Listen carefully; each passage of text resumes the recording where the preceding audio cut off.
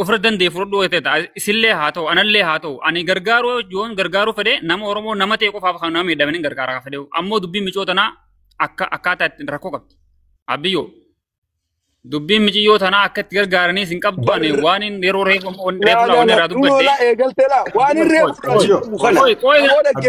dhaggeeffadhu obboleessa xiyya baasee maallaqa itti fide itti lafee taariba fide feetu harkaa badde jaama ammoo san hundi guyyaa itti addacha teessee itti haasoitu wanni godhamu abiyyoo gargaartee gargaarree ilmoo raabaaf naare akkasii moo akka mire ilmoon gara duutee jechaa jiranii dhageessaa gargaarree fakkeenyaaf obboleessiiti gargaarree ilmoo seerraa baasuu qabna jechuudha re jiran haasoo wanni haasooni laal wanni haasoon yeroo qabdi wanni dhimma nama wal tumeetii miti bar dhimma lubbuu namaati bar ilmoo namaa san garaa baasuudhaaf akkanuma maallaqa buufnee ilmoo namaa garaa baasuu jechuun tokkoffaa yakka.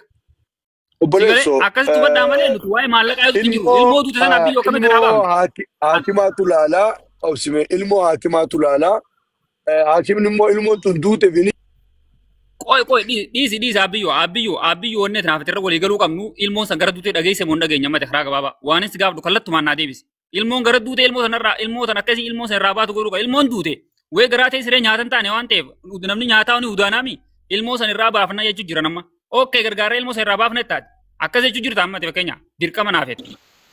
Gurbaa roobsan namni ilmoo irraa baafna jeen jiru ilmoon intala tanaa eega gara duute.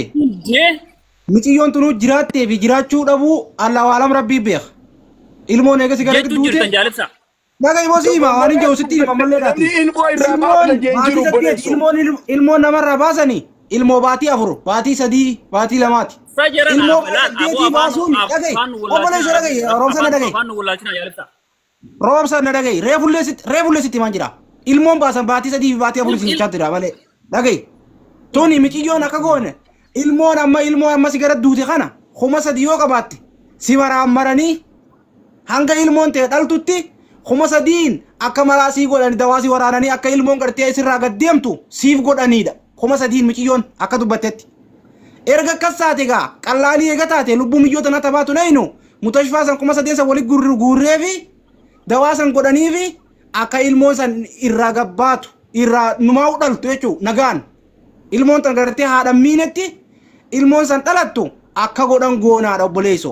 San boodaan eegi ilmoon dhalatte guutuu taatus fayyaa taatus akka godhu abbaa ilmootii fi warra ilmootiif beeka obboleesso karaa gabaabaa. Obsi jaalibsaa edaati amma gurbaan nama ilmootii ajjeeseen gumaa barbaadaa jenneeti gurbaan akkasinaan jenne. Nama ilmootii ajjeeseen barbaaduu danda'a nuti ilmoo duute keessa hin jirru nuti miyyoota baraarra jirra malee nuti ilmoo irra jirru.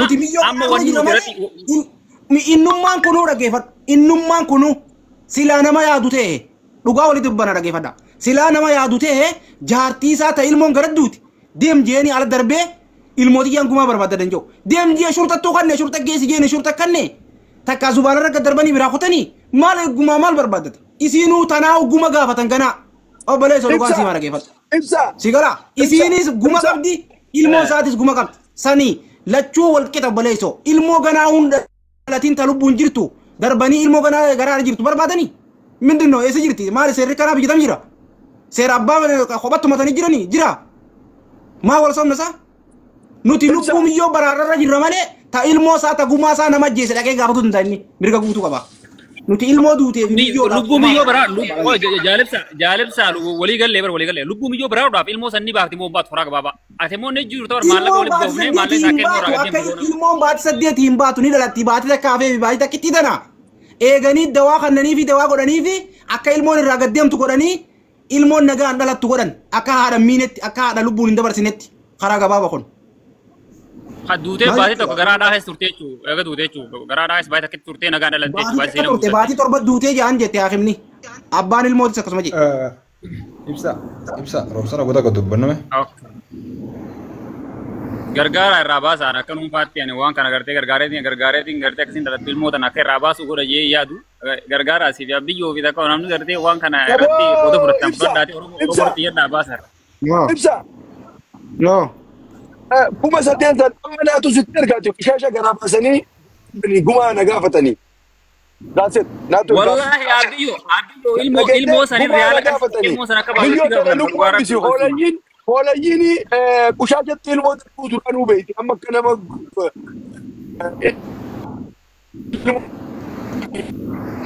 Aboo jaalib. namni dhageeffadhaame.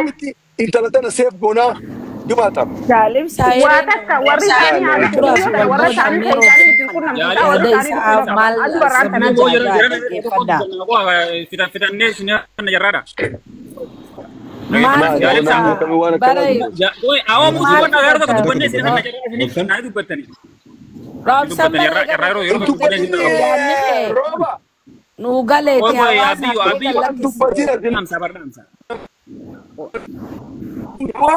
seef godha. Haadha lubbuu hambisa. Ati waa'ee ilmoo yoo haati jiraatte dhuga nama horti ijoolleen. Jecha tokkolleen dubbati jechi kan keenyaa jaati namaa miti boleessu.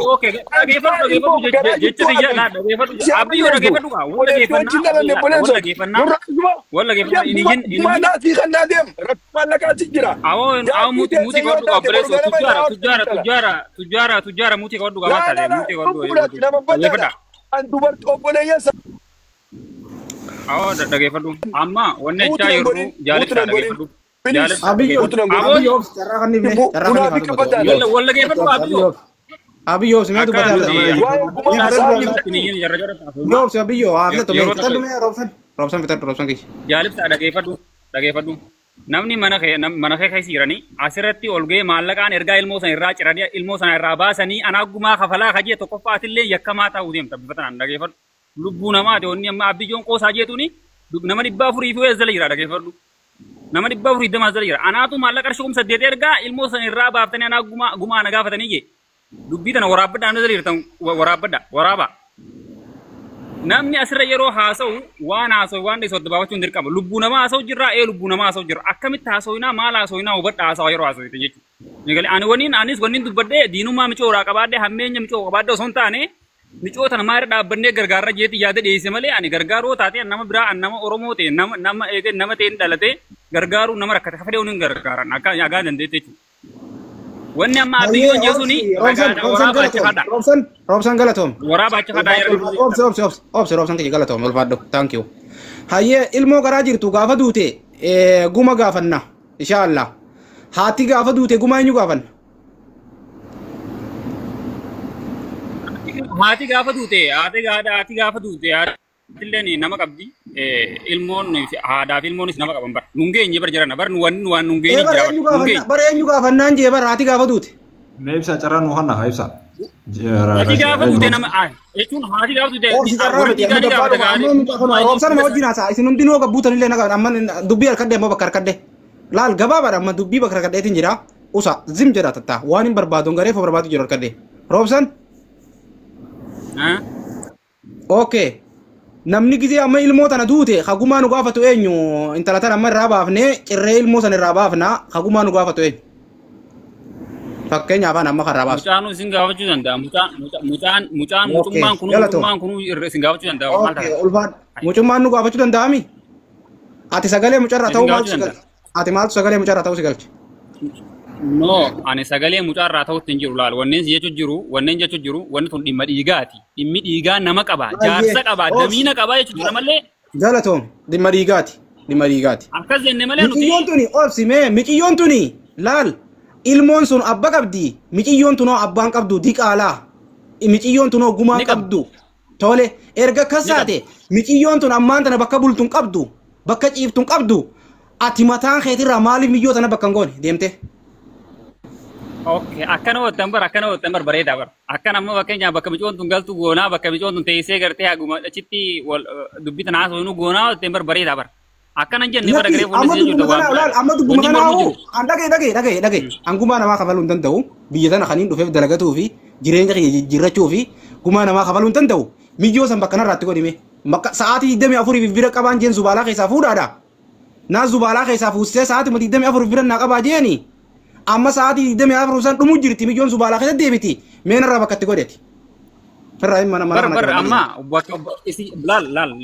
bakka isiidhatti bakkatti godhuudhaa si wajjin si gargaaree waan barbaadnu bara godhuu dandeenya bakka si manatti godhuu bakka si gargaarina bee an keessaa bee hangumaa kafaluu hin danda'u lallabattee jirta gumaadhaaf lallabattee keessaa hin baha lallaba gumaadha narratti lallabachuun danda'u an dalagachuun biyya tana dhufe jireenya jijjiirachuun biyya tana dhufe gumaa namaa kafaluun dhufne miciyoo tana ittiin dawwala bakka nurraatti godhe eega gumaa lallabde kaas gubbatti barguma nu lallabdeemi ittiin dawwala bakka uumiyoo tana nurraatti godhe amma jaalibsa amma dubbii afaan namichi roo sontaane wanni anjee wanni ati dubbatu bar waa'ee bakka miciyoo irra dawwalaati jira sagalee dhageeffadhu sagalee miciyoo dhageeffadhu sagalee miciyoo dhageeffadhu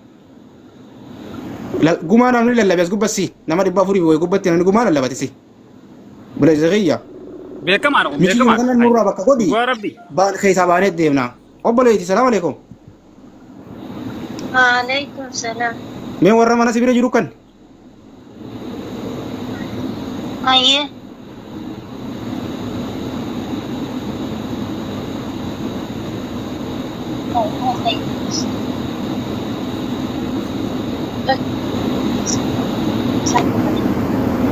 hello obboleeyti Oh. akkam jirta okay miciyyoon ilmoon duute gumaa gaafataa jiranii gumaa lallabataa jiranii yoo ilmoon du'aa taate isintu kafalan nu jechaa jiranii nuti keessaa baanee jirra amma akka mataa keessatti keessaa ba'een jira kun nama 500 irratti michiyyoo yoo dandeesse bira jiraachisi yoo dandabde bakka irraa fuutee deebisi karaa gabaabaa dhageesse Khalas ammalin godhuu danda'a khalas achumatti hin deebisa. akkasi karaa gabaabaadha akka rabbi godhaa taatu Anilleen achumatti hin deebisa khalas maalin godhuu danda'a. akkasi dhumatti ayyee habiibiti jiraadhu galato okay ya akkasi amma jaalibsa dhimmi amma asirratti agaree faasoo jiru laal amma lana dhageeffadhu qalbiidhaan jechuudha nama 490 asirra jira dhimmi amma agaree furratti haasoo jiru anaaf amma biyyoollee irra wal mormu jiru ilmoota maallaqa baafneeti ilmoota irraa baafnaadha amma wanni haasoo jiru agaree jalqaba maa silaasoo ana biyyoon beeku ana biyyoon anta kalo tiyya ana mana kana bana teemi la ana mana kana bana teemi dhageeffadhu waa jaalaka wal dhageeffanna na dhageega amma biyyoo asirratti torbee anaatu qarsu kum saddeet ergaa irraa baasaa ka jiru mana keetti irra jee namni asirra jiru viidiyoo waraabbate taakka naaji taakka ji inni lammaffaa jalqaba maa gartee karoorra kun gartee micoo san anaatu bakka sanii uzbaala san keessaa fuudhee mana fide bakka itti woona hoyatte namni asirra jiru parsantiin harki caalu akkas deeggaruu ni beena jechuudha.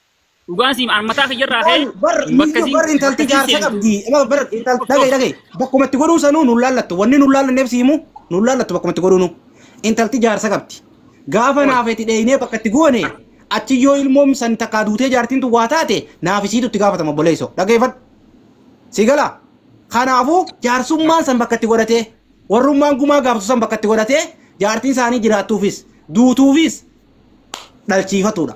Wannummaan bakka sanii fuudhuun keenyaa dogongora. Achii fuudhee mana galchuunu dogongora guddaa. Habiibi si galee. Amma achii fuudhee bakka nuti geessine sanitti yoo micoontu takkaa lubbuun taate dabarte takkaa waa taate rakkoon nu qabatti. Si galee. Rakkoo tana jalaa bahuudhaaf miyyoo zubaalaa keessa darbasan keessa deebisu. Karaa gabaabaa. Amma nan jellee kana amma fakkeenya achii fuudhuun doggorattee jirta. Ayyee achii fuudhuun doggora eega taate akkaataa itti ilmoo irraa baasan haasa'uunu dogoggora guddaa dogoggora irraan dabaluu. Akka ilmoo irraa irraa baasan hanga ammatti nuti. Mana kan qurxummii dabalaa jabaa.